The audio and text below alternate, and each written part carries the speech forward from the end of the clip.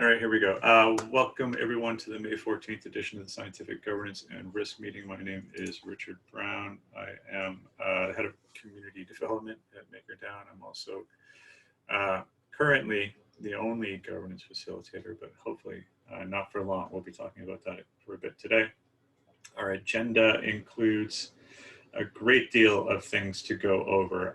We'll be continuing our transition from old world to new. So we have monetary policy, we have the threads that we still need to tie up in the old world, and we'll be digging more and more into MIPs as that process gets refined.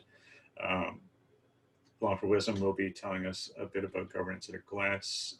Charles will give us an update on the MIPS process and what that transition from old world to MIPS world looks like. LongForWisdom will give us a review of two MIPs that he's submitted that I'm very interested in hearing some details about. Cyrus will give us a recap of a presentation that occurred last week about the TUSD collateral onboarding process. Lucas from Centrifuge is going to give us a review of two of their MIPs. They have in process, one for ConsolFreight and one for Paperchain. And we'll be hearing from Bishesh for the state of the peg. So obviously jam-packed agenda today. I might be tapping people on the shoulder if they go long because we need to watch our time. I forgot also, I have my own MIPS responsibilities that need to be taken care of today. So as we start to figure out what the points of order are and how to formalize this stuff and where the speeches go and when the gavels get banged. This is going to be a slightly shambolic, but today we are in week 2 of the MIPS process, the light MIPS process, I guess. And as a governance facilitator, it's my responsibility this week to review the inclusion polls from the previous week. And as this is sort of like a mock UN version of the MIPS process, or the light version. The only MIP that we have in play right now is the greatest MIP of all in my books that we've ever had, and the only one is the inclusion of another governance facilitator, and that's the inclusion poll for, actually, I can't find the number now. I'll skip the number and I'll just post the link so people can review it. We had a poll to determine whether the community had an appetite to onboard LongForWisdom. This is an interesting poll because, for a few different reasons. One is the first time that we have a default inclusion threshold, which is an interesting development that we need to internalize, which means that it requires a certain amount of participation for a poll to go through. So in this poll, the default threshold to have a satisfactory yes, or to signal that consensus was achieved, was 3,000 Maker. And happily, has it officially ended? No, it officially ends in 35 minutes. Which does, hold on, let me refresh my screen. It should have officially ended. So good news is that LongForWisdom was officially included in this next week's poll. So if you want to offer him your congratulations with a whopping 93.42 support in support for his ratification. But it provides me with no end of amusement. Somebody voted no with 400 Maker. A couple of days ago, I went into the governance portal to signal my support for his proposal. And I thought to myself how amusing it would be if I just put a single Maker and no against his proposal to see how much that would annoy him. And I found out that somebody beat me to it. So whoever you are, you're a jerk, but there's governance in action. I think that at this point, we might keep the ball rolling. I am going to hand it off to you, Long, to do governance at a glance, then I'm going to hand it off to somebody else, and I'm going to hand it off back to you again. So this might be a bit weird, but if you want to take us through governance at a glance. Yeah, no worries. Sure. Congratulations, man. Well, again, there's still another poll Yeah, and an executive vote to go. Yeah. So, half congratulations. Yes. Progress. Cool. Okay, so active discussions on the forum this week. We had a thread from Befits and Piper discussing PAX G, PAX Gold as MCD collateral. We're still yet to see a MIPX application from PAX G or from anyone on behalf of PAX G. But I know Ilan has been around, who I think works for them, so they are aware that we're discussing it, I think. So yeah, if you have strong opinions on PAX G, go discuss them in that thread. There's a fairly longish discussion thread talking about the potential for using synthetics as collateral in MCD, which kind of talks about synthetics generally and synthetics with an X as in the more specific. Probably we'll discussing like the pros and cons, synthetics specifically and synthetics generally. Lots of love for iETH, I think. So then we had Kurtz about the target rate feedback mechanism, which is actually last week or week before, I think. Last week. But that's sort of been some good discussion on that. If anybody aware of what the TRFM is and how it works, that is a great thread to start with. And then finally, we've had the GSM delay and dark spell social layer discussion thread is still continuing, with Will proposing that he produces an initial policy document, like a one-page policy thing, for use in the case where a dark spell is required before the governance can determine a more durable long-term policy. So the idea would be to, so there's some guidance, I guess, for what the dev team and the community would do if that should occur. Cool.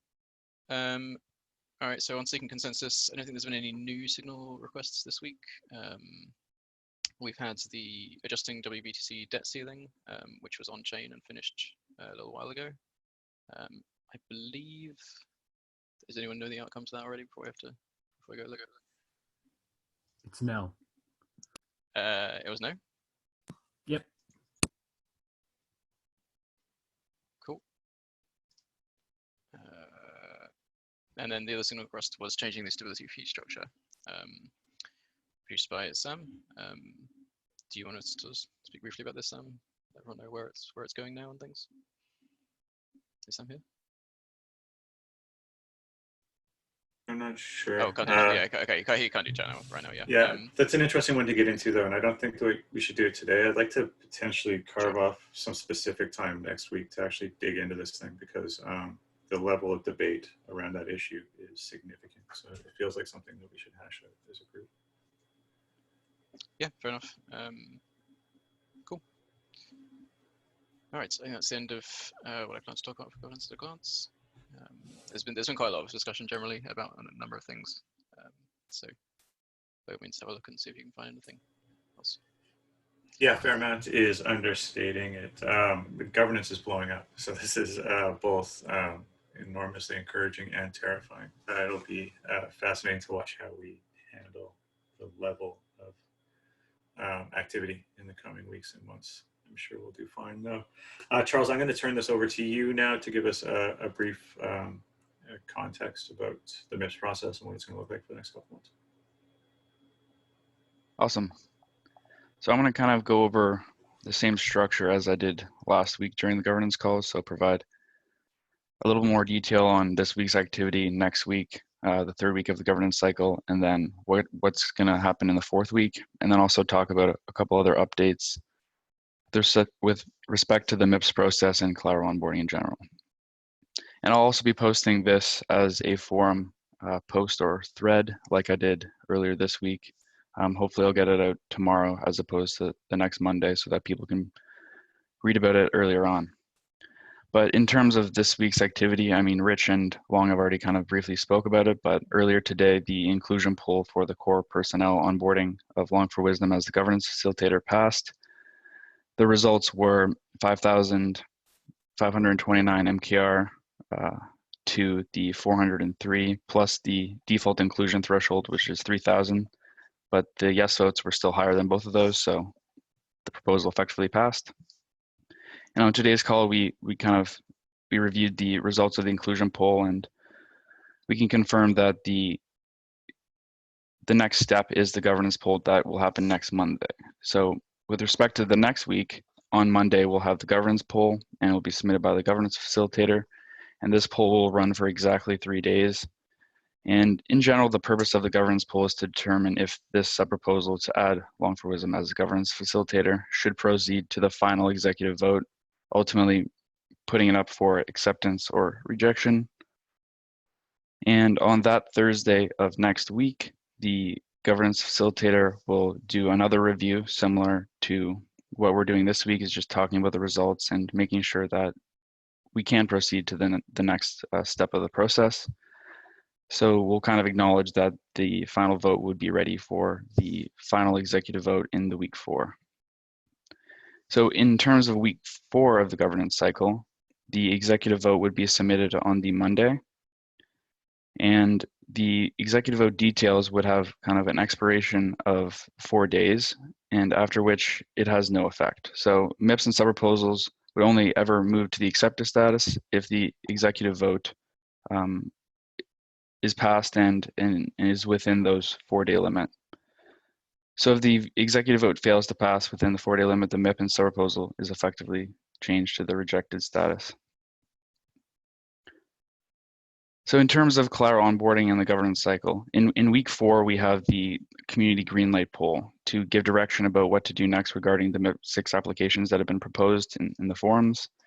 And the greenlight poll will be posted on the 4th Monday at the same time as the executive vote for Long sub-proposal, and it will run until the Friday of the 4th. On that Thursday of week 4, the governance facilitators do this governance cycle review type meeting. So that meeting gives the opportunity to discuss the past governance cycle that occurred and everything that would happen throughout, as well as discuss any upcoming governance cycle and potential submissions for the next month. So in other news, in terms of overall collateral onboarding, I do want to reemphasize that we are still in the transition period from the current collateral onboarding practices that we know to the MIPS process. So during this period, we'll continue to use the weekly cycle format that we've been using for this month. And given that the results of the community greenlight poll in week 4 of this month will be concluded on the 28th of May, the MIP12 proposals with the domain work for those collateral assets will likely not be ready for June's governance cycle. So this means that the domain teams will have to determine which assets they intend to work on from the results of both the poll and their own judgment. And they'll work on the deliverables over the course of June, and then the proposals would likely be ready to enter the governance cycle in July. So that's my update with respect to MIPS and the collateral onboarding transition. And I will, again, post this as a forum thread on the governance category. All right, thanks, Charles, for the recap. I guess one of the main takeaways is that obviously MIPS is going to be an enormously useful addition to our arsenal, but it's going to take some muscle memory to get involved or get it fully internalized. So as we plow through it this month, look forward to having more and more integrations next in the following.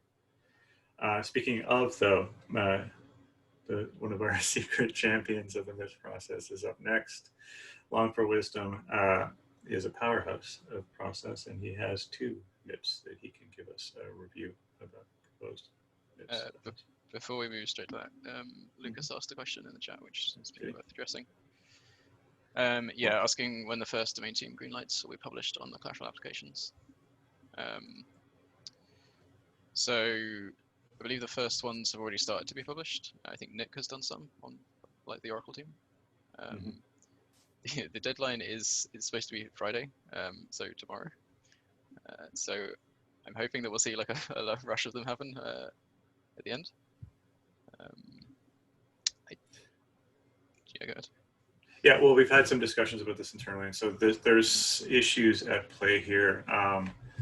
The primary issues are, and this is interesting, I love this because it always allows me to do a callback to themes in previous meetings. And so these themes are intention, like the path from intention to implementation. And it also ties back into the theme that I just discussed very briefly about the understanding what the MIPS process entails and what each one of those individual pieces requires in order to put into play, and dealing with the level of work that we have on our plates. And so actually there's numerous themes here. One of them is just pure bandwidth issues. And so the MIPS process has published a best case scenario or the preferred path to get the collateral types onboarded, but there's going to be some frictions here. And one of those frictions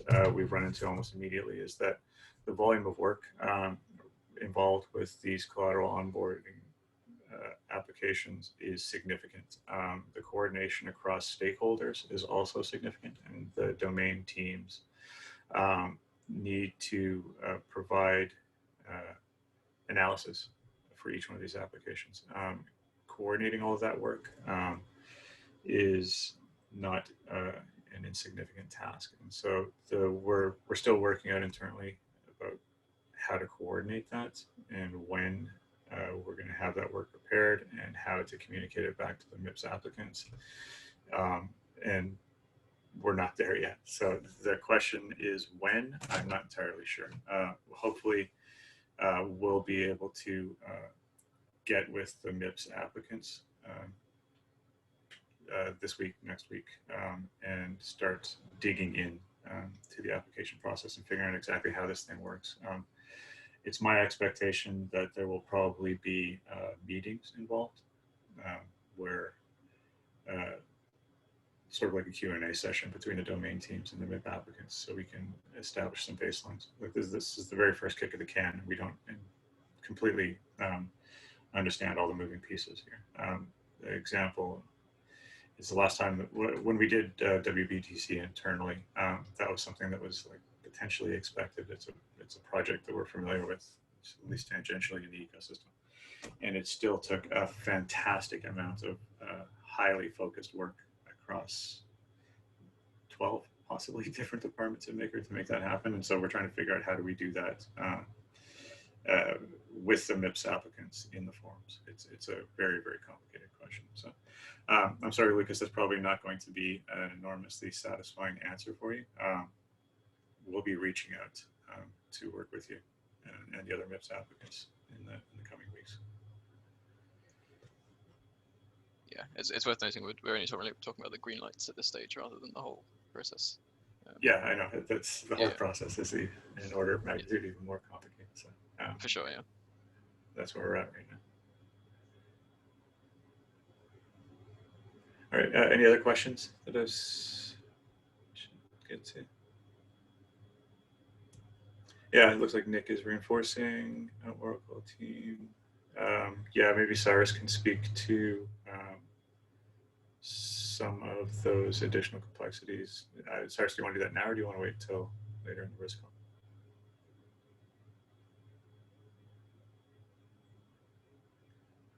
call? Confused. Why wait till later? Or what is it that? Because you're going to be talking about collateral onboarding during your section. It's entirely up to you, right? So do you have any other color you'd like to add to the domain green light process?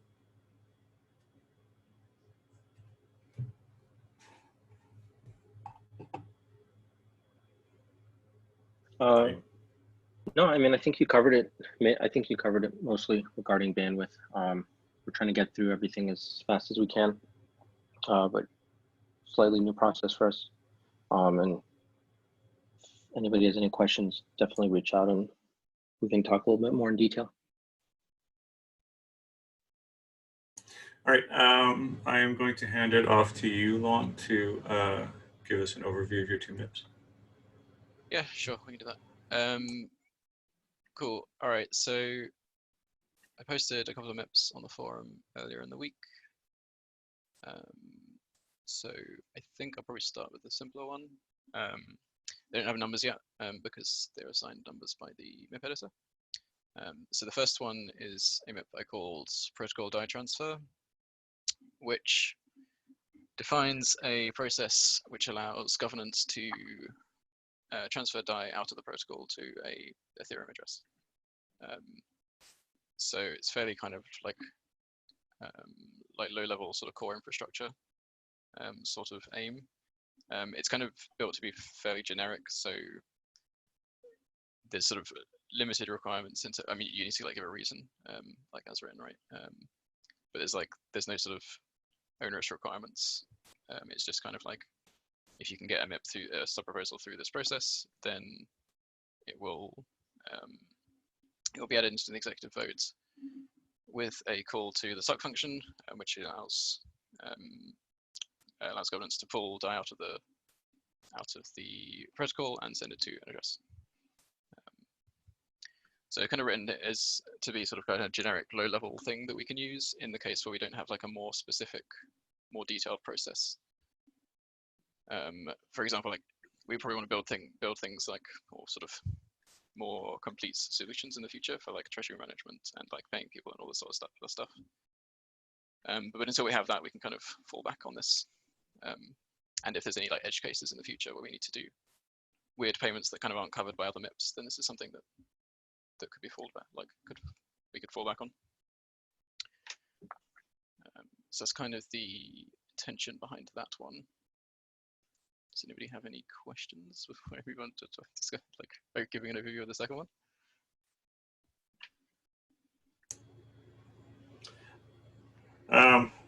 Yeah, if they don't have questions now, there will be questions. So I think Sure, that maybe it hasn't sunk in because the implications of this is fairly earth-shaking. Is that overstating it?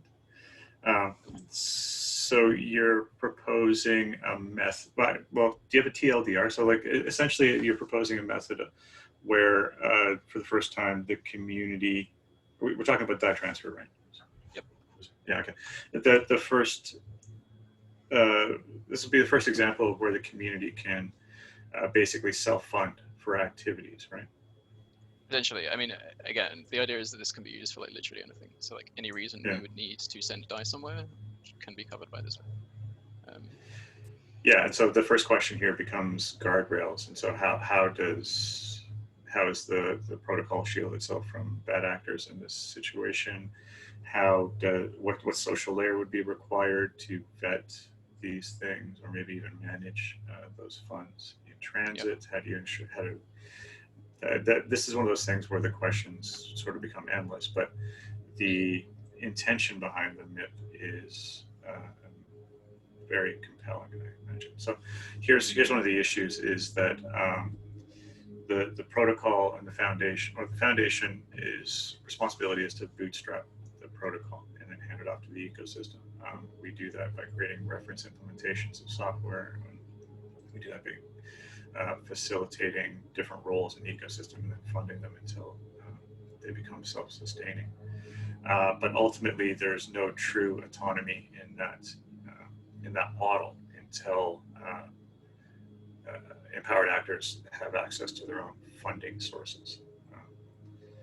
We can make our best efforts, but ultimately, it's just not possible. And so having a mechanism like this in place, really, it changes the fundamental landscape of how governance works and responsibilities that have been transferred from the foundation to the ecosystem. Yeah. So I encourage people to have a very close look at this one and figure out for themselves what the implications are. Yeah, it's very much it's very much kind of relying on like governance to kind of properly vet like sub-proposals that are produced under this MIP, right? Like it's quite powerful in that you can essentially do it to send DAI anywhere, but like the onus is going to be on the creator of the sub-proposal to provide a good reason for like this being necessary, right?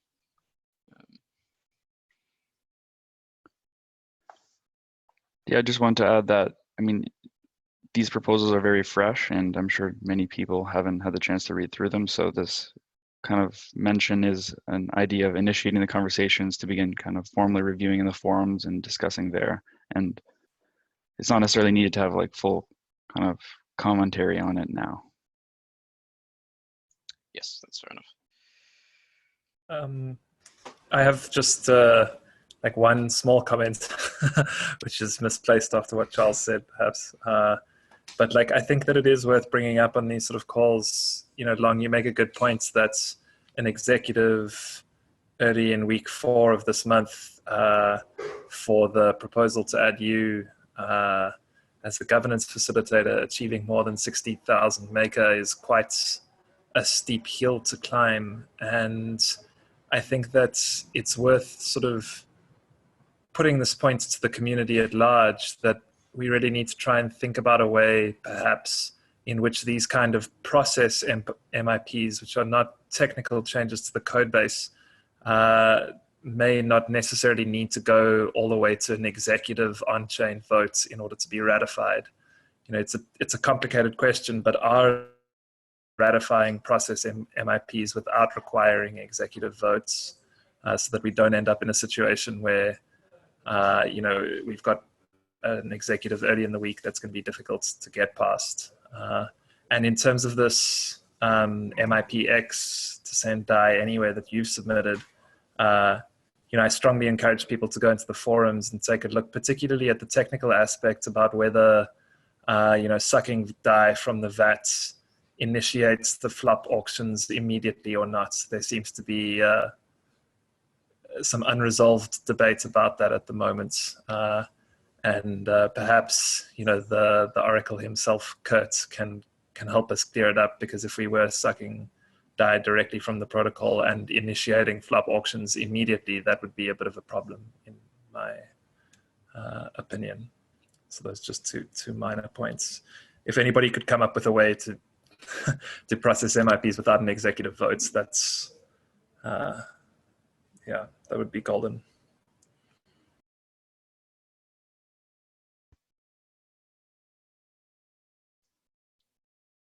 Yeah, so this is something that when we were kind of like looking at MIP3 is something I commented on, which is that obviously you don't technically need like an executive vote for like non-technical changes. But in the end, we decided that like, yeah, it should pass an executive vote, I guess, for the reasons of like, you need like, I guess for the maker staking reasons, right? Like you have to stake, if you stake the maker, it's slightly more durable than just like polling, I suppose. So as written, you're like, even non-technical MIPs are required to go through an executive. But yeah, if we do realize that that's not optimal, then we could consider changing MIP3. Yeah, and another. I'm very much in favor of it at the moment. You know, I don't see a better solution, but I think that this is clearly a part of the MIP process that can be iterated on and improved in the long term. And it's worth sort of bringing it up to the surface now so that people are aware, like, hey, if you can submit a MIP to improve the voting on processes for MIPs, you know, not only would that be super meta, it would also be deeply appreciated. Another point to consider is that if there's 2 different life cycles for both process MIPs and technical MIPs, it can not overcomplicate, but further complicate the overlap between the MIPS life cycle and the governance cycle. So that was another point of consideration during this like initial kind of decision. But yeah, you're very much right that a core principle of MIPS is that they can be iterated upon over time and made amendments through it. So there's a lot of consensus by the community on changing this process versus technical MIP lifecycle. Then it will eventually kind of get voted in, and yeah, so yeah, that's the summary. I think with executive votes, there's kind of a natural, or I should say canonical, turnout requirement due to having to overcome the previous hat, which you don't have with polls. And with polls, basically someone has to make some arbitrary decision about what the turnout requirement should be for it to be valid. And you know, instead the executive votes have this kind of inherently conservative quality where there's a very high barrier. So I would say that's worth taking into account, and that's quite an important aspect of deciding on process. Because if you do come up with some process MIP, which is then passed in low turnout in in a governance poll, then you'll have someone, you know, later point to it and say, look, we've decided on this aspect of process, but it's not really going to be legitimate because everyone will just say, well, this is ridiculous. There was only 1,000 MKR voting for it or something, or like, I never even saw that poll or something like that, which you can't really say for an executive, something that passed an executive vote. So you're kind of, I think you're kind of shooting yourself in the foot if you try to pass processed MIPS on, you know, lower turnout governance polls because it's easier, but later you might have the ground disappear from beneath you when you realize that like no one actually believed it because it was some very quiet vote.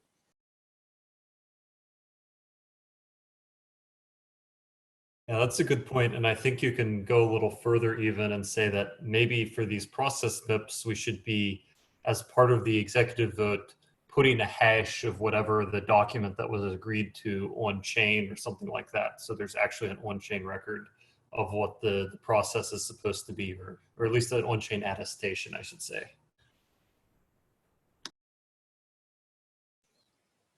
Yeah, I absolutely agree about the attestation. I think that's actually currently, in my opinion, an issue with the governance poll process is that I believe that it's in theory possible to edit the wording of a governance poll. I don't know if it's happened before. I assume that if a governance poll is published with a typo or some kind of error, then it could be edited. And I'm not aware of a process by which I can check that what was the wording of a poll when it was voted on.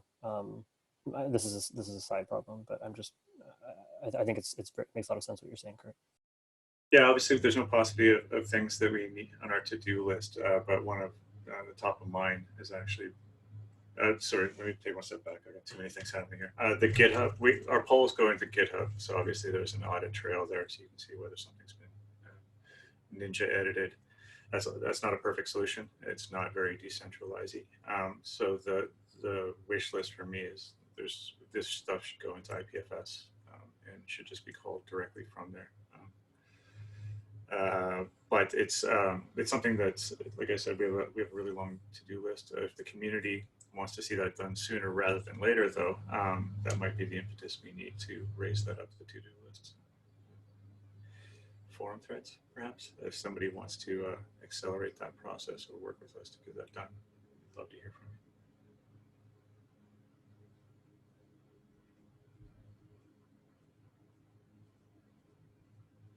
All right, so sorry, that's it for me. I hope I didn't kill that conversation. Long, are we still digging into your MIPS? Yeah, I can go over the second one briefly. Cool. So the first MIP was protocol DAO transfer. The second one is one that I've called declarations of intent, and this is kind of a formalized process for governance to declare the intention to do something or to act in a certain way. So we've seen kind of this previously, just with like signaling polls for stuff like the shutdown of SCD, introduction of like ranked on-chain voting, compensation of vaults from Black Thursday have all had like signal polls that say like we should do this, yes or no. So this MIP is kind of a formalization of that, and it has an additional thing in that it allows governance to set a bounty value on these declarations. So as well as saying, for example, okay, we want like ranked, on-chain ranked choice polling. They could also say, and we're willing to pay like 50,000 DAI to the person or group that facilitates this. So it's, again, this is one of those cases where this is kind of a specialization of the protocol DAO transfer thing, in that specifically if governments want to incentivize people to do stuff that the protocol wants done, then this is a way of doing that. And there's sort of boilerplate of how to sort of revoke these and change these and accept work that's been completed and stuff like that. So again, if anybody feels like giving feedback, that'd be awesome.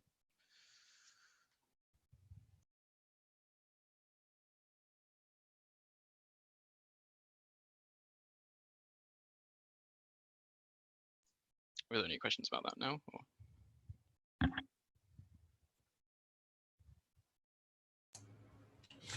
Doesn't feel like it, but this, like the previous MIP, I can guarantee that there will be numerous questions once people familiarize themselves with it. So thanks LongForWisdom for filling into fairly significant holes in the governance ecosystem. It'd be interesting to see how those things shake out. All right, next up, Cyrus, I'm going to turn it over to Risk. And then after that, we'll hear from Centrifuge. Okay, cool. Yeah, we're gonna redo last week's TUSD presentation because it got cut short a little bit, and we don't have any time to chat afterwards regarding it. And then afterwards, I also want to briefly discuss the option for a second USDC vault type, which has been discussed in the forums for the past 2 weeks now, and maybe discuss how we can make that an additional proposal that can be added along with TUSD later this month. So with that being said, Marco, if you're around, you want to jump into that TUSD presentation again? Yeah, sure. Are you going to present, right? Oh, I forgot. Rich, how do the screen shares work? I forgot. I can give co-host permission. Sorry, who's presenting? Marco. Oh, okay, cool. What's the username? Rima. Adima? R-E-M-A. R-E-M-A, Rima. Yeah, Right. sorry. I cannot get enough of your accent now.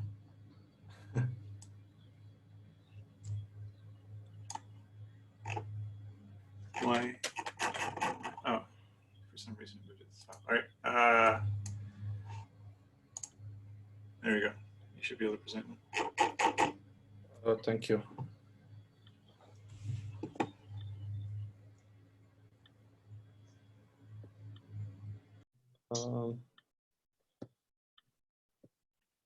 Yeah, so hello guys, our team presented prepared this analysis of TrueUSD as potential collateral asset for MakerDAO. And for comparison reasons, we used Paxos and USDC. But first we have to go through this disclaimer. Cyrus, can you read it, please? Yeah. This communication is provided for informational purposes only. The views expressed here are those of the individual Maker Foundation personnel quoted or who present said materials and are not the views of Maker or its affiliates. This communication has been prepared based on information including market prices, data, and other information from sources believed to be reliable. Maker has not independently verified such information, makes no representations about the enduring accuracy of the information or its appropriateness for a given situation. This content is provided for informational purposes only and should not be relied upon as legal, business, investment, or tax advice. You should consult your own advisors as to those matters. References to any digital assets and the use of finance-related terminology are for illustrative purposes only and do not constitute any recommendation for any action or an offer to provide investment advisory services. This content is not directed at nor intended for use by the MakerDAO community and may not under any circumstances be relied upon when making a decision to purchase any other digital asset referenced here. The digital assets referenced here currently face an uncertain regulatory landscape in not only the United States, but also in many foreign jurisdictions, including but not limited to the UK, European Union, Singapore, Korea, Japan, and China. The legal and regulatory risks inherent in referenced digital assets are not the subject of this content. For guidance regarding the possibility of said risks, one should consult with his or her own appropriate legal and or regulatory counsel. Charts and graphs provided within are for informational purposes solely and should not be relied upon when making any decision. Content speaks only as of the date indicated. Any projects, estimates, forecasts, targets, prospects, and or opinions expressed in these materials are subject to change without notice and may differ or be contrary to opinions expressed by others. Thank you. Okay, so first, because TrueUSD is a stablecoin, I want to talk about why we added USDC in the first place. So basically, USDC-A vault type was introduced together with other parameter changes as an emergency implementation during event of Black Thursday. And basically Black Thursday was significantly severe price drop in crypto history. This is something which many people didn't experience before. And it was especially troubling because the crash happened simultaneously with stock market crash. And this is basically troubling because generally speaking in crypto, we have presence of this belief that because blockchain is decentralized technology, native assets could play a role of safe haven asset in portfolio allocation, but this event showed complete opposite. Then in addition, crypto was more or less only present during general economic expansion. When Bitcoin was launched in 2009, most of the economic areas around the world already started to pick up.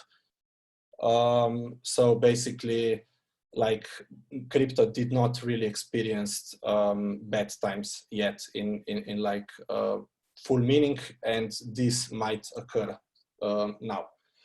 Then in addition, in crypto asset class, we had Bitcoin halving recently, which is generally a positive event, but in short time period, it definitely increases the uncertainty. And basically USDC A vault type was primarily added to serve as a emergency liquidity source for auctions. Sorry, I forgot to mention this, that during the Black Thursday inside the DeFi space, we experienced this severe DAI liquidity crunch because of people hedging their portfolios, because of people deleveraging DAI debt inside Maker, Compound, DYDX, and also other protocols. And also because keepers were allocating DAI liquidity for upcoming auctions. And basically, primary role of USDC A vault type served as an emergency liquidity of DAI if there would be such a need for auction participation, while the DAI premium was like the second reason, which was least important for USDC A, basically to lower the premium to some reasonable level. And given that DAI is a soft-packed currency, and given extremely uncertain situation, we can expect some deviation from the peg. So I mentioned that DAI is a soft peg currency. What I mean by this is in the context of stablecoins present in crypto is that we have mainly two types. One is centralized, one-to-one backed by underlying asset. And basically in this kind of system, there is a direct arbitrage between primary and secondary market. Basically, if there is a premium on open market, they can just issue new currency. And if there is a discount, theoretically anybody can purchase it and then redeem the underlying asset at the primary market. And now, like in comparison, we have slightly similar mechanism in DAI monetary system. But the main difference is that in DAI, we always need to have a vault owner, which will have to increase his leverage either for consumption or maybe for buying more crypto. But if there is no appetite for leverage, there will be no issuance. So we don't have this instant ability to converge the premium or discount back to peg. Okay, now in the context of stablecoins in MakerDAO, what do we gain? What do we potentially lose by adding more stablecoins? Of course, the good things are that we could potentially diversify stablecoin specific risk. The other good things are that we will potentially increase DAI issuance and, of course, potentially increase the size of our community. Then the bad things are that we might unknowingly just be increasing risk because it is really hard to understand counterparty risk. And then additionally, we will have, like additional overhead. And I'm not speaking only about direct stakeholders in MakerDAO. I'm talking about wider DeFi ecosystem, because MakerDAO is like layer 1 application in the DeFi stack.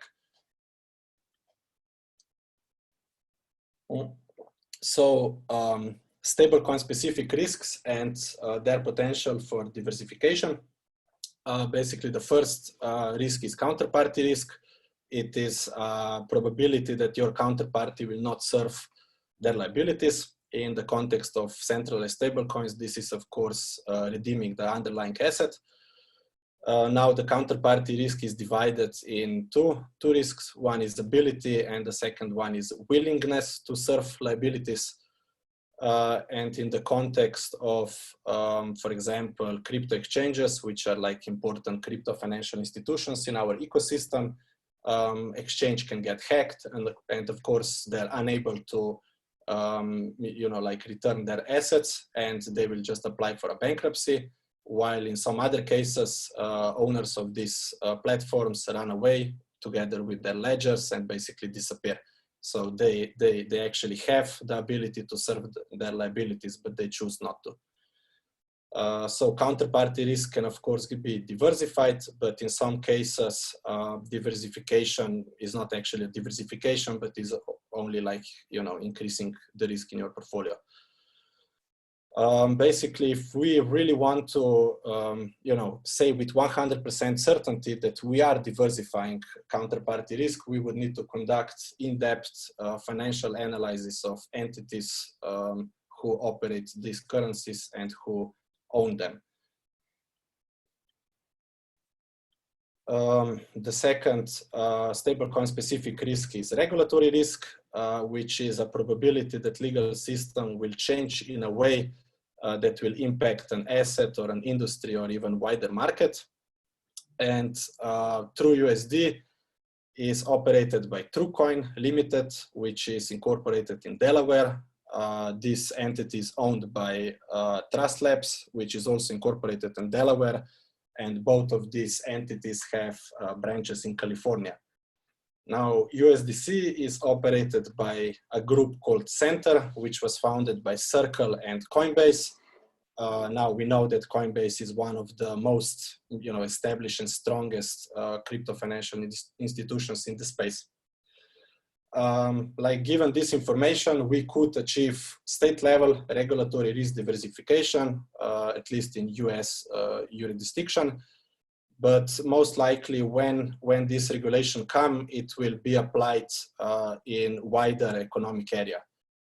And like recently, we saw this report from Financial Stability Board, which is transnational financial institution, which is monitoring global financial stability. And basically they issued this report saying that stablecoins are dangerous and that largest economies in the world should do something to fight them together. And basically what this suggests is that most likely when this regulation comes, it's going to be a market-wide factor, which means that, asset-specific risk cannot be diversified because it's not asset-specific. So now we can move to some charts and metrics. In this first comparison, we compared market caps, which is of course proxy for supply.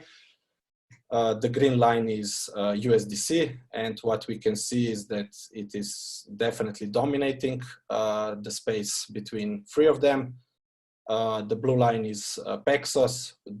Paxos is also showing some growth over time, while TrueUSD is showing quite inverse dynamic, which is actually, this consistently declining trend since end of 2018.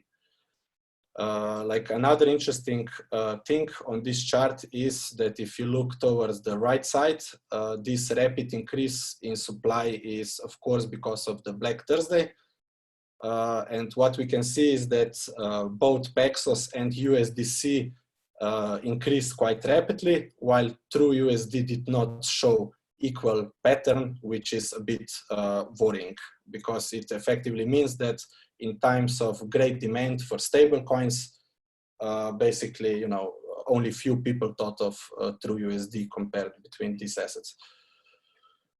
In next comparison, we compared trading volume market share on centralized exchanges. We only considered like markets in which we trust. For USDC, we picked Binance and Coinbase, and for Paxos and Trust USD, we picked Binance and OKX also. And what we can see is that USDC is definitely dominating, trading volume on centralized exchanges over time. Paxos is like definitely losing market share, but is still hanging on, while TrueUSD is losing it. This is the same data, just presented in absolute numbers. We can basically see the same thing. USDC is very strong, while TrueUSD is not very strong. In this next comparison, we compared trading volume on Ethereum layer applications like trading venues. And like first thing here, this number shouldn't be summed together because Kyber sometimes uses Uniswap, but still these numbers are good for comparison. And we can see that USDC is definitely the dominant one on these protocols. TrueUSD has presence, which is good, but the numbers are definitely much lower. Paxos is also present, but less than TrueUSD. Actually, just in the recent week, Curve added Pax USD, just like Pax pool, which includes Pax, but is not included here.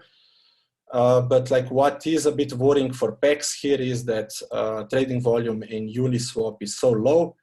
And this is worrying because Uniswap is just such a fundamental, trading venue in Ethereum and DeFi, and basically signals that, like most likely, doesn't have large presence in different applications. Now, TrueUSD is also not present on other trading venues like DYDX, DDEX, Loopring, while in comparison, USDC is present on majority of those trading venues. In this next comparison, we compared leverage and lending protocols. Basically, we took a snapshot of total supply in the protocol and total borrow open interest. We can see that USDC is definitely dominating this space. For TrueUSD, we can see that they are present in Aave and in Nuo. Now, for Nuo, I am not really sure what is going on, but with Aave, they have like this a bit more aggressive strategy compared to Compound, where they have higher risk tolerance for collateral assets. What is also interesting here, that out of this 900K deposited in Aave, about 75% is deposited due to Curve protocol. And like Curve protocol is a little bit sophisticated, which indicates that only about 200K is deposited in Aave from like everyday users who just want to have some yield on their stablecoins. This is basically the same data, but presented as a market share. We can see that TrueUSD has, like much lesser presence. Paxos is not even included because it's not in those protocols. In next comparison, we have balances in centralized lending services. These addresses are just like well-known labeled addresses on Etherscan. And like we can see that USDC is once again dominating. Paxos is present in quite some of these centralized venues and also has larger balances than TrueUSD. Also, TrueUSD is not really present on many such venues. In this comparison, we looked at the holder structure. It is not nothing really in depth. It is just like addresses labeled on Etherscan. TrueUSD has about of 36% deposited on centralized exchanges and about of 1.1 of the supply in different services. These services also include centralized lending platforms. and only 0.8% is deposited in DeFi applications, and this includes Aave and Uniswap. Another interesting thing here is that on Huobi there is about 5 million of tokens deposited, but the trading volume is very low, which is just a bit strange.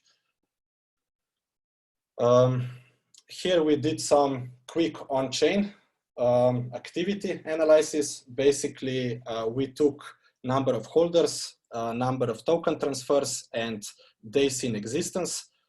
Days in existence is defined by number of days since the token was launched on mainnet. And when we divide this, we basically get this metric which shows us how many holders or transfers did they add on average per day. And we can see that USDC has the highest growth rate. Paxos is also growing at some rate, while TrueUSD is definitely much lower than both of them. This is another on-chain activity metric. It is basically transaction count per day over time. This chart is borrowed from some past edition of our network from Token Analyst. And purple line is TrueUSD, and basically we can see it is not as active on chain as some other of these coins are. And finally we come to conclusion. Basically in the start I said that there are some positives which we can get. The first and most important is of course risk diversification. Now, there is some potential for counterparty risk diversification, but like I said, we would need to conduct in-depth financial analysis of these companies and their operations. So we would need to analyze both Center and TrueCoin and all the entities involved, and basically determine is there a realistic potential for counterparty risk diversification or is it not. For regulatory risk, I really think these changes will come as a market-wide factor, and thus it's like undiversifiable. In terms of DAI minting and growth of our community because of this new collateral asset, I think that potential is relatively low given the small DeFi presence and generally declining like trends in metrics. Then like maybe two things which are like food for thought is that the first one is that supply did not increase during Black Thursday relative to other centralized stablecoins, and this can potentially be worrying. And the other, and probably the most important thing, is that TrueUSD has this declining trend since end of 2018. And this is essentially the most important metric for a stablecoin.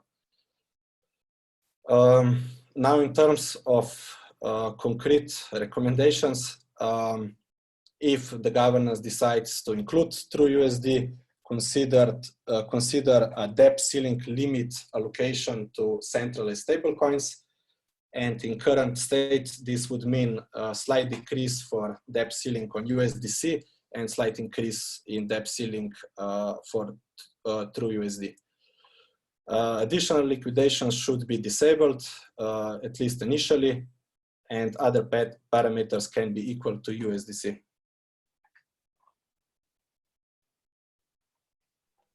This is basically it. Awesome. Thanks for that amazing presentation, Marco. So yeah, we can open it up for discussion or any questions or feedback now. Also, obviously, can continue the discussion in the chat and the forum post I posted in the chat. Yeah, I posted the risk parameter, the proposed risk parameters in the chat as well. I think maybe maybe the more fruitful part of the discussion would be the debt ceiling discussion, especially how it relates to the other stable coins that are currently in the system. So Right now, the USDC debt ceiling, I believe, is 20 million. And the idea is that we could maybe put a cap on this class of stable coins. So if we were to try to put TUSD in with, say, a $2 million debt ceiling, then we could consider reducing USDC as well. And then additionally, I'd like to tie into the conversation like allocations for a USDC V vault, which would be used for emergency liquidity purposes for auctions.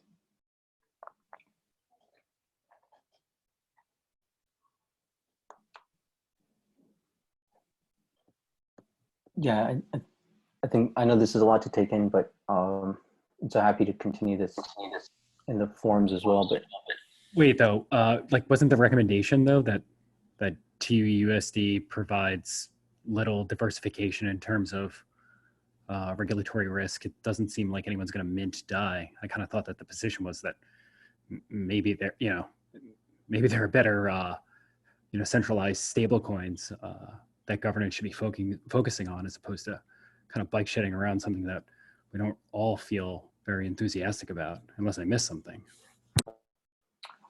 Yes, I mean, when we put out proposals for parameters governance is more than welcome to vote no on it. But I mean, I think we reflected that lack of interest with fairly low debt ceiling, right? 2 million, I think, is the lowest that's ever been proposed for a collateral type. Almost like a bare minimum. But yeah, if that's too high, then make your voice heard for sure. I mean, yeah, like I thought it was just a great presentation that just showed that, TUSD is kind of fighting an uphill battle, especially with Paxos. I was really surprised that Paxos has been around for as long as it has. And that kind of seems like, if we were going to pick another centralized stablecoin, that seems like discussing. I mean, you could also use the wrap Bitcoin argument, right? That maybe activity could pick up post addition into the protocol. Yeah. And I guess that, yeah, with wrap BTC though, I mean, that actually did happen. Like someone went out and minted, 1,000 wrap BTC, and wrap BTC, I think, is like, it's kind of a newer idea. But I think one of the things that I think we should kind of just be focused on is just like governance fatigue, right? Like, should make our shots count, especially when we're talking about like adding, new collateral types. Because I don't know, I mean, I was very persuaded by your pitch that this doesn't seem like no one seems excited about this, and is excited and kind of wants to take the other side, but I don't know, it's just how I feel. Well, is this like an either or sort of thing? Like, can't we just bring in as much collateral as possible as long as it's not a complete scam, and like control our exposure based on the debt ceiling? Yeah, exactly. Right. And to be clear, like or at least I don't think Marco or anyone from the risk team is trying to project an image of excitement or non-excitement, right? That's on governance to decide. But I think from a risk standpoint, yeah, I'd be interested in hearing if, from a risk standpoint, even an even lower debt ceiling would make sense. But I would say at that point, probably not. So I think maybe the primary argument that Chris is making is about overhead and kind of just adding to governance overhead. But I don't see how that's something that we can deal with at this time, right? Because I mean, the intention is that plenty more collateral will be coming in through the system. Almost makes sense to just start to learn how to deal with that sooner rather than later, right? That's totally fair. Yeah, that's a really good point.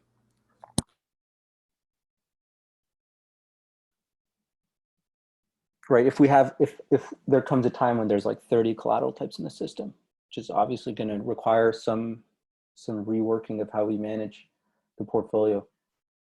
Almost, in my mind, I think it'd be better to see that now with easy collateral types that have low debt ceilings, then sure. yeah. That's a good. Yeah, I agree. I'm persuaded.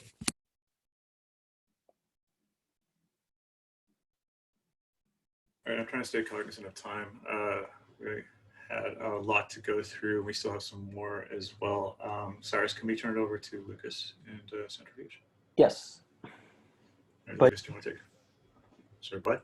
Sorry, just last thing though. But yeah, if we want to continue this discussion, I guess we can take it to the forums or the chats. Yeah. Can I? All right, thanks, Cyrus. I'm should be hosting. able to, Yeah, we do with Lucas. You should be able to present. Okay. So I'm going to talk about a very big topic, which is bringing real-world assets into MCD. And given the time that we have, I will brush over a lot of things, and I maybe just want to frame the conversation a little bit, and I hope we can turn this into as much of a discussion. And so I will gloss over a lot of the technical details and other stuff, and I just want to refer to the community calls we've done, the recordings we've done, the forum threads for going into those details, and I'll share some of this information as well later. But nevertheless, I think I need to give you a little bit of a background on what Centrifuge is and what we do, and why I want to speak to you today. So when Centrifuge is sort of doing decentralized asset finance for what we call, some people here call real world assets, for sort of allowing businesses that have assets that exist in the real world, be that invoices, some sort of contracts with a value, but you could extend it to like real estate or really anything that sort of that you might want to use to borrow against. And so we allow asset originators who have these assets to tokenize them, bring them on chain, and pool these portfolios of individual loans, and then issue an ERC20 token against that allows different investors to invest in these pools. We have two asset originators sort of in the MIPX proposal process, Paperchain and ConsolFreight. We both submitted proposals. I can just give you a quick overview of who they are and what they do. Paperchain is maybe what's best described as a streaming revenue analytics company that allows music labels to see sort of how their music is performing on the different streaming platforms such as Spotify, Apple Music, Google, and so on. And they want to, as part of their business, they want to offer these music labels to borrow money for the revenue that Spotify is generating and other streaming providers. So you have an invoice that Spotify tells you they're going to pay you X amount of dollars in 60 days for your music. You want to go to a bank and borrow money for that invoice. And so this is typically called factoring. ConsolFreight is the other proposal that we have out. ConsolFreight is a freight sort of software technology provider. They help freight forwarders to sort of break up shipments, sort of coordinate shipping goods across the world. And they as well deal with invoices. They have invoices by shippers and from distributors, like you can think of supermarkets, for example, that use them to sort of organize their deliveries. And so what they, the assets they're interested in bringing into MCD as collateral are these freight invoices. Maybe what we can say is about the sort of at what stage they're at. They're ConsolFreight last about 10 days ago created its first sort of securitization of bundling an initial 49 loans worth a total of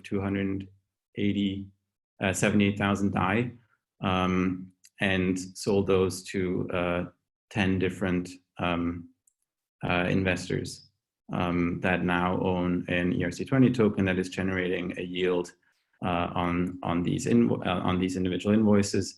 And as these individual invoices are paid back, the drop token holders, as we call them, can redeem their token for DAI, which is principal plus interest. So just maybe sort of in the most abstract way, how you can sort of think of this system is that you have these individual loans that sort of are non-fungible tokens. And maybe I'll try to monitor the chat in case there are any questions. Yeah, so you have individual loans that are represented by NFTs that the asset originator brings in. And then actually we do something that is, well, sorry, differently. So what we do then is we create, we actually not just issue one sort of ERC20 token that represents an interest in this entire pool of collateral, but we use what in structured finance is called a senior and junior tranche, two different tranches, where the drop token is actually insured by the TIN token, where that means that you have two classes of investors. The TIN token investors get a potentially larger upside, but also take any losses first. And the drop token holders get a fixed interest, lower and fixed interest rate, but are insured for any losses up to whatever the TIN token percentage investment is. So you can think of what we did with ConsolFreight. They had 278,000 DAI in loans. Of that, actually, TIN token holders invested 28,000 DAI, and drop token holders invested the remainder 250,000 DAI. That means, so as long as this portfolio of invoices returns the 250 plus interest in DAI, drop token holders will not see a loss. If it returns 260,000, it means that the TIN token holders will face a significant loss. If it returns anything more than the original investment, once the drop token holders have been paid out, then that's where the TIN token holders get to see any money. Why do we do this? So the reason sort of to have these two different tokens is because we want to create an asset that is much more stable and has some sort of insurance that can be used, that is sort of is the liquid, more scalable asset, which is the drop token. The TIN token we see as we call this the underwriter token, or sort of the token that the asset originator uses to have some skin in the game. So in the instance of ConsolFreight, actually the TIN token holders were 50-50 Centrifuge and ConsolFreight itself, putting up a small stake, guaranteeing for the performance of this portfolio of loans. Let me just to address the question: is this split structure normal for receivables financing? No, this split structure is definitely used in all sorts of debt financing, even in other kinds of financing. But I think it makes an interesting case for Maker and just sort of in general lenders that want to have a very stable asset, because you can now change this.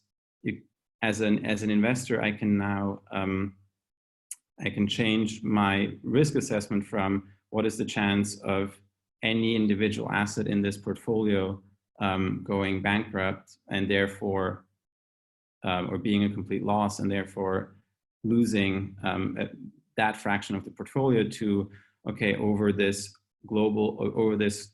pool of assets, what is the chance that losses will surpass what the 10 token holders have invested.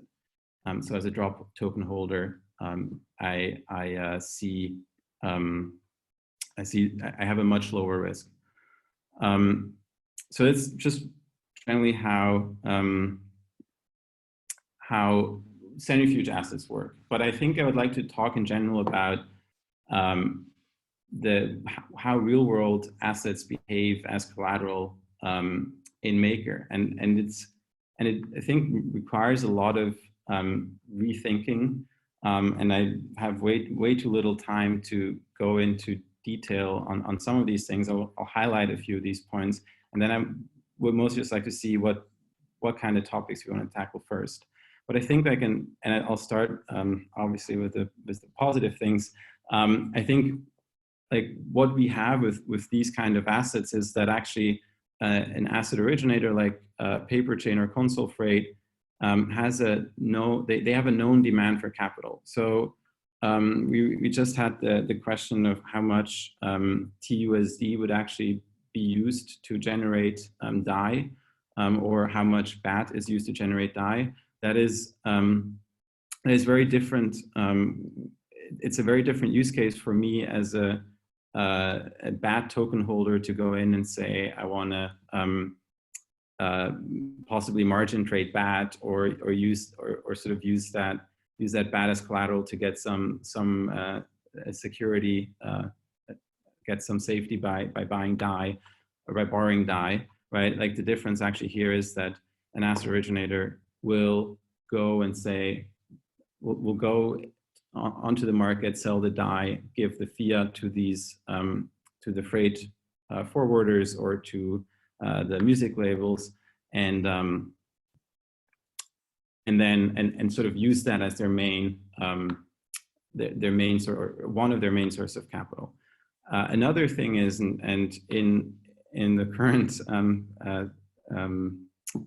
market climate, a lot of these crypto assets right now are not really generating a lot of yield, whereas these drop tokens can generate yield. Because what we're essentially doing with these loans is we're giving loans to real businesses that have a cost of capital if they go into the traditional financial market, and we can capture that as in the DeFi ecosystem instead.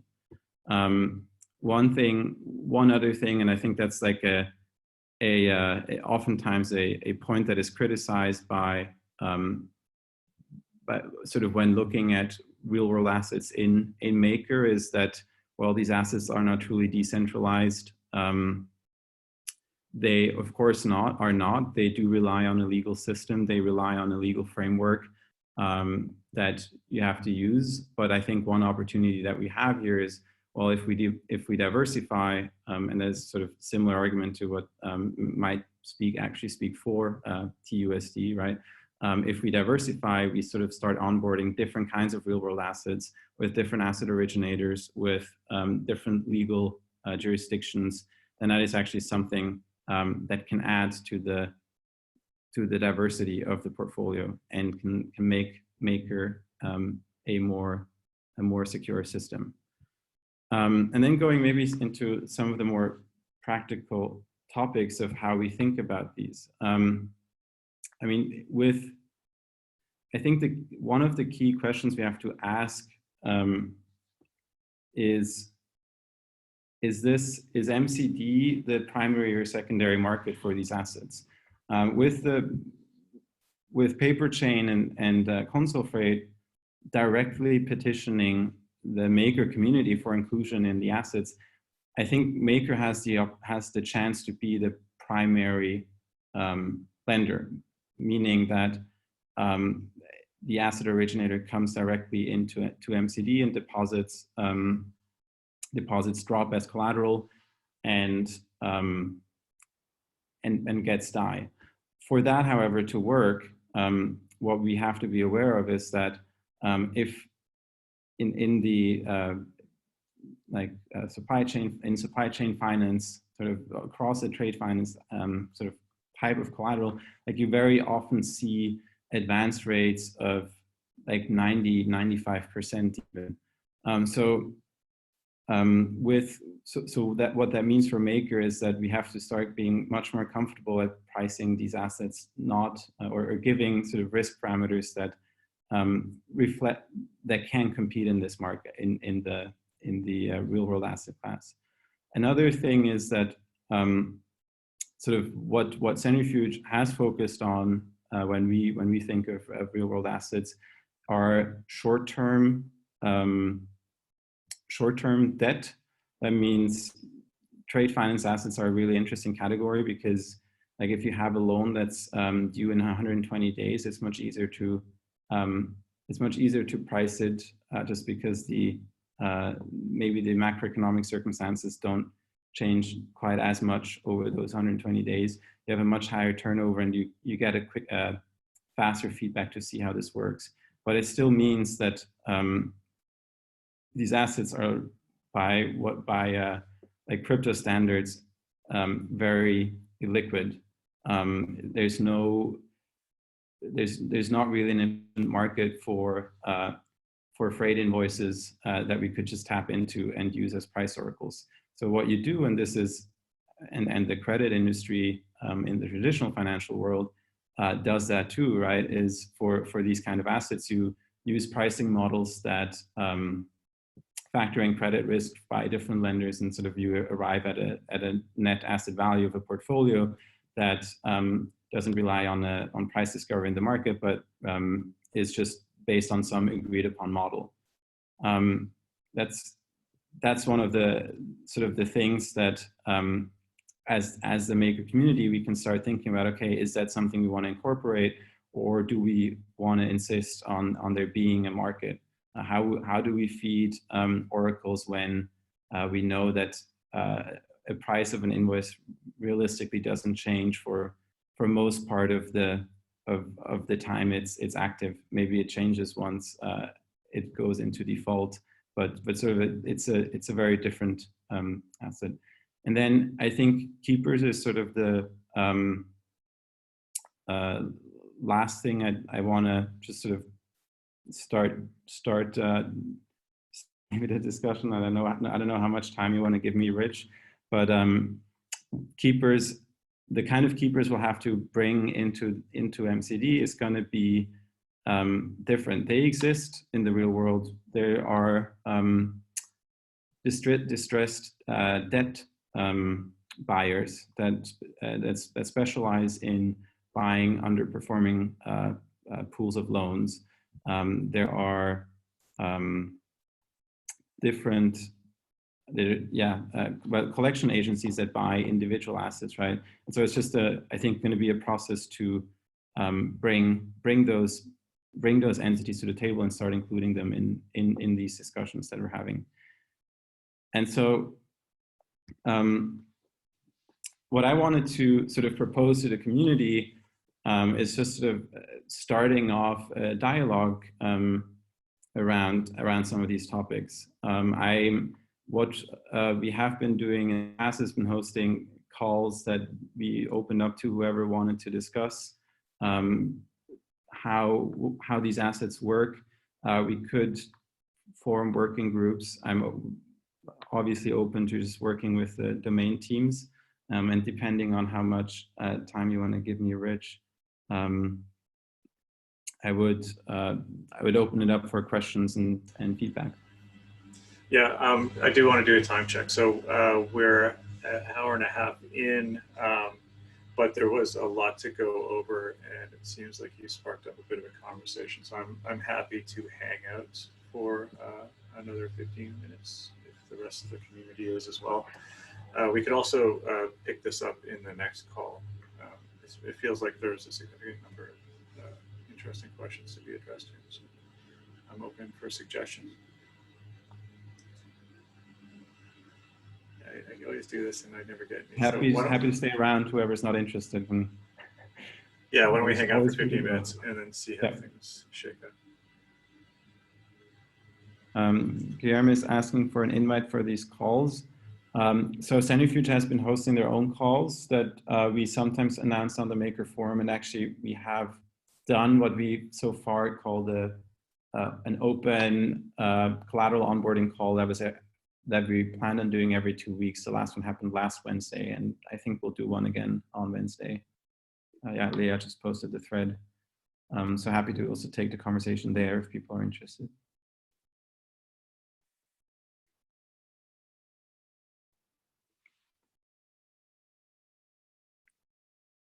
I think the most, really the place, the question I'd like to get feedback from all the people in the room here is, do you think that Maker should offer a lending product, make them MCD should offer, should be the primary lender for these assets? And I think that is a question that will come up because asset originators will want to borrow directly, and of course Maker has a very interesting proposition to them. They can offer instant money with flexibility that you can't find anywhere in the traditional financial ecosystem. But if you start opening it up to real world assets, you can't just rely on a price feed that comes from a few exchanges anymore for sort of telling MCD how to treat these vaults. Yeah, can I say something? Yeah. Yeah, this is Helgi Kvam. I usually go by the name Planet X, but I had to change computer. Your proposal is fantastically interesting. I have, however, struggled a little bit with the pricing of these of the collateral, and I know you're saying this is a very stable collateral, but you know we have to take into account how we sell this. If the vault ever goes under. And as far as I understand from your application, you are relying on manual evaluation of the collateral. Is that correct? Manual. So no. So well, we have, when you think of our ERC20 tokens, TIN and DROP, they are a fraction of a portfolio of loans.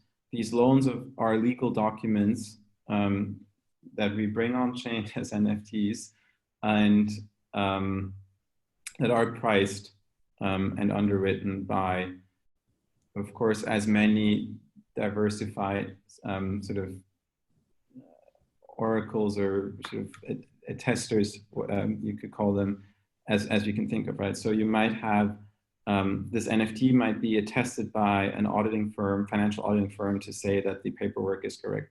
You could try to get a fraud scoring company in to rate the fraud, the likelihood of fraud on that counterparty. You could have, if there is credit scoring information available on these different assets, you can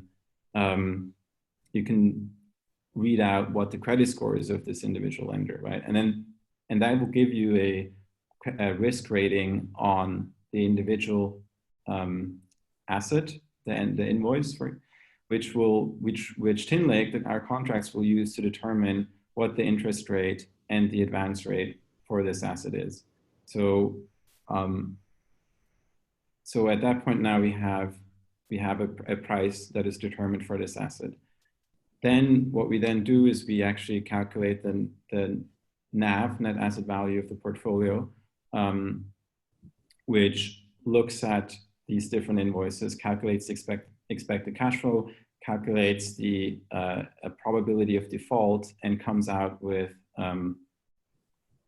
a number of what this asset now should be valued as on the book. And the process I'm describing here, this is no different from how a credit fund would do that today to assess its own portfolio. At that price, this price is what we're giving to drop and tin investors to invest into these pools. And so that is what we would want to try to sell the drop for, or sort of use as the value of the drop to put into MCD. Yeah, so far I'm with you. But could you try to explain how Maker, what Maker will need to do in order to sell collateral? Okay. I mean, a keeper will have to bid on it, right? That's going to be no different. Yeah, but this would need to be a manual process. Am I correct? No, it wouldn't. I mean, what we're saying. We need different keepers because you now you're not a keeper that wants to buy ETH and sell it on the next exchange for a small gain, but you'll buy a security that is a fraction of a set of invoices. Yes. Okay. So for crypto purposes, this market will need to be set up from scratch. Yeah, I mean, the appropriate parties will have to be onboarded. There will be, I mean, we have, right, like we had these first investors invest in drop that ConsolFreight issued. Anyone can bid on them. I think the behavior will be slightly different than with your average keeper. These assets move much slower. Like maybe a 6-hour auction window is actually not enough. Maybe they'll also generally be a lot more stable though, right? I have a Yeah. kind of related. Sorry, go ahead. All right. No, please go ahead. Yeah, I had a related question, which was like, what are things going to look like in terms of vaults here? Are like a centrifuge going to make like one giant vault in which it finances these companies out of? Are they going to make individual vaults? Like, because I'm basically wondering if we're going to have to if we would have to liquidate things, would we have to liquidate one vault or like one giant vault, or would it be lots of different vaults? And like, so the general sort of case seems to be that the drop token shouldn't take like large hits like that, right? So what incentive is there going to be for keepers to stay around in the general case, I guess? So Monet Supply, I think just your comment in the chat, I think is good that I want to mention that. You said, I think this is more like warehouse financing than margin lending. Definitely a difference on how Maker would need to handle it. And I think that's, so overall, I think this theme is an interesting one. But just to get back to what you're saying, Long, the intention is, and I think that's a bit what I mean with like, is Maker the secondary, like in the secondary market, or is it the primary market? That means, I think the opportunity to offer a credit product on the primary market to these asset originators is very interesting. But that does mean that yes, the asset originator would create one giant vault for their category of drop and fund that with, or collateralize that with their drop, and then start drawing DAI from it. And there wouldn't really be different vault holders that use different collateralization ratios and different and might be liquidated at different times, right? So like the entire asset class would then behave very similar. What you could be just looked at as one position on the balance sheet, or like one item of collateral, because yeah, like it should be much more stable. The price, it'll be slower moving, and so you won't have this behavior that you have today where an ETH margin trader collateralizes their vault up to what they think is a reasonable limit, but then would get what essentially would be a margin call. They would actually what would happen is, as long as this portfolio of assets is performing as expected, a liquidation would be a very unlikely scenario.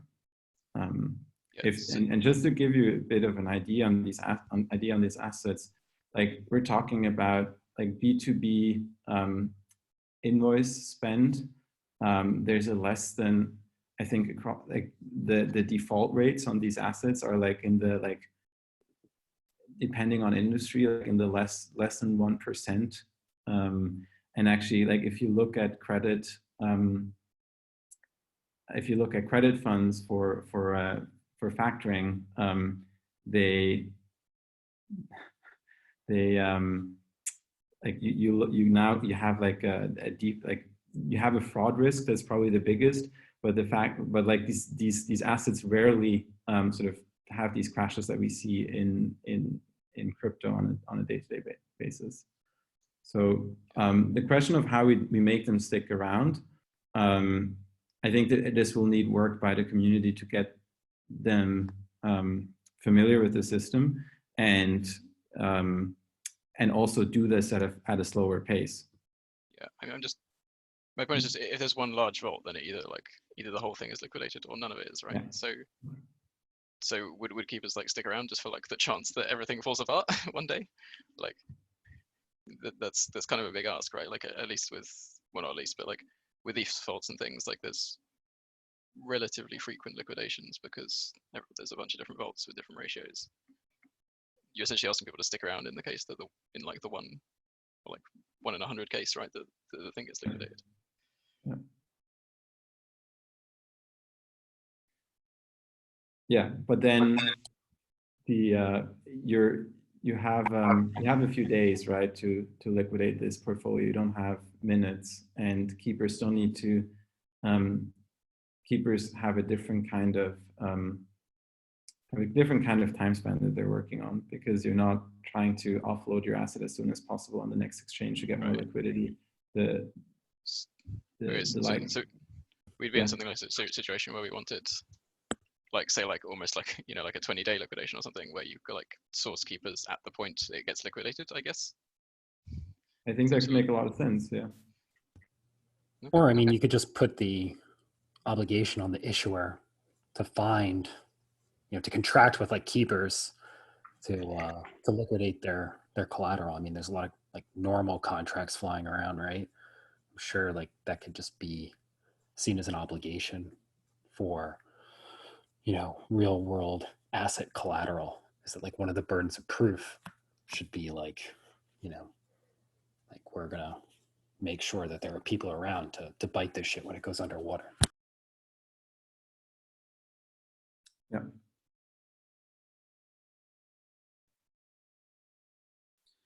There's a lot of discussion going on in the chat.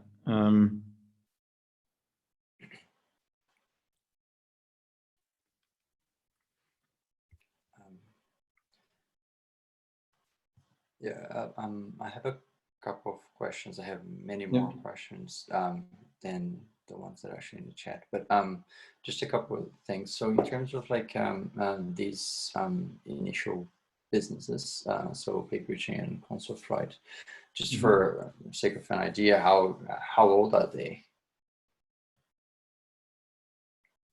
I think Alejandro is on the call. Maybe you want to talk about ConsolFreight. Paperchain has been developed together with us for over a year now, actually. Like the Maker Foundation financed a sort of a first pilot transaction where we went through this entire chain of bringing an asset on chain, securitizing the collateral and selling it. At that point, MCD wasn't live yet, and none of this was done in MakerDAO, just to be very specific, but we sort of went through this, the legal contract, the legal side, and part of the on-chain stuff. I think this was last August, if I remember correctly. But Paperchain's around 1.5 years old. And over that time, I'm assuming for the business to be maintaining has already built some history with other lenders?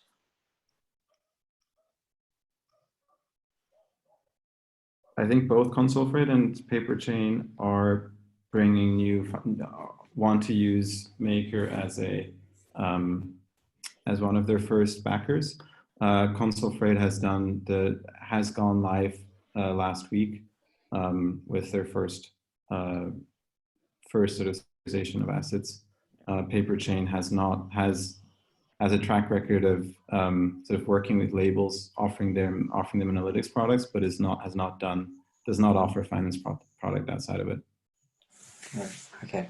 And so I can, sorry guys, it's Alejandro Gutierrez here from ConsolFreight, just to give you a little bit of the background from ConsolFreight. We are a company that was established in 2016, mainly as Lucas mentioned, was the digitization of the freight forwarding and logistic processes. And from there, actually, we're starting to just go more and more into the supply chain finance side. Yeah, we have explored actually another avenues to get funding as well. As Lucas mentioned as well, we just went live last year that we were exploring a similar type of services with American companies just before actually the COVID-19 situation that we have to put on hold. But our eyes actually are focused right now into the crypto space and especially with Maker. Right?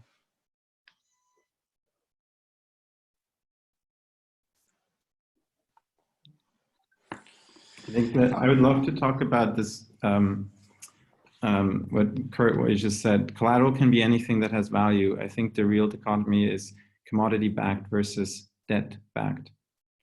And sort of, yeah, how we see Maker's place in sort of financing these assets. Like we're able to cut out a slew of middlemen and sort of established parties in the financial system that we see today by being a primary purchaser of debt, if you want to call it that or compare it to that. And I think that's the opportunity we have to generate an interesting yield on relatively stable assets. There's definitely the downsides that come with not just being not just trading highly liquid assets, but that hopefully will be the upside is that we have yield and we have a whole set of US dollar stable assets that can bring sort of stability to the system at times when crypto is not stable and sort of balance each other out. And because the short, like the nature of the issuance of a short-term debt, as you're mentioning, are you mostly thinking about use cases that actually involve short maturity trade financing through factoring, or other also use cases actually being considered? It's what we're focusing on right now, and what is in the current economic climate probably one of the safer bets and easier to price. If I were to have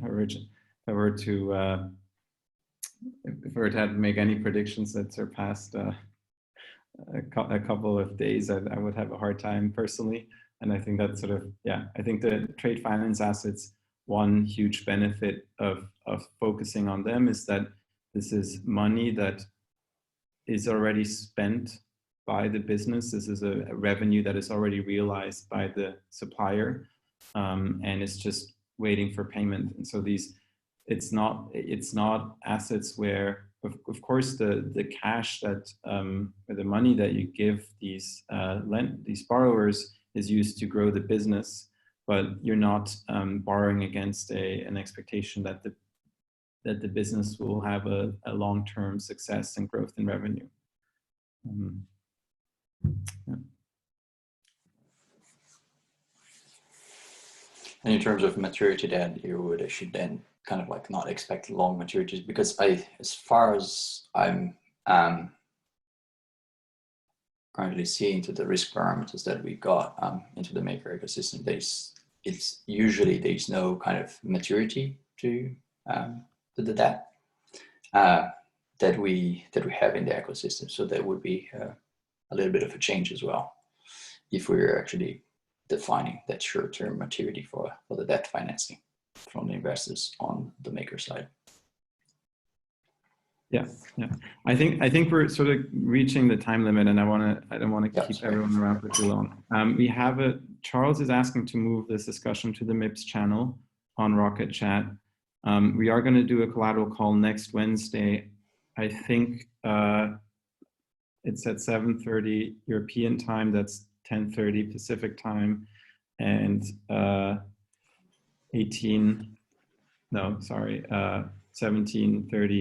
1700 hours UTC, that we can discuss this as well. And yeah, also a discussion on the MIPS proposals themselves. And I'm happy also to open another thread on some of these topics in the forum if we want to create, take some of these things out. Yeah, I'll post the slides and some links in the Rocket Chat governance call. Thanks for the feedback and discussion. All right, thanks, Lucas. A lot to ingest there. The overlap between the crypto world and the real world is going to be a fascinating one to unpack. So thanks for the presentation. Thanks everyone for staying long.